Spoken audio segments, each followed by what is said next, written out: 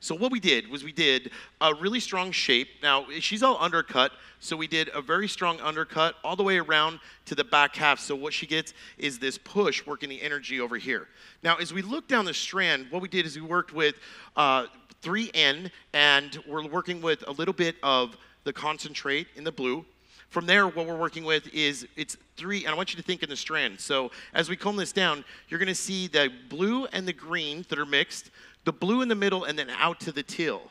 Now, why we put them dark in the middle is as you start to move this, you get that blue pickup different than it just going everything gradient. So as this moves, notice you get the little flicks of blue in there. So we're not just talking light and dark. So this is, again, another way to marble without it being just everything top to bottom, light to dark. We just need to shake it up a little bit, put something, a little bit of a diversity to what we're doing in our strands. Lenny? It's beautiful. So, Chris, it is, I believe, if I got this right, it's clover.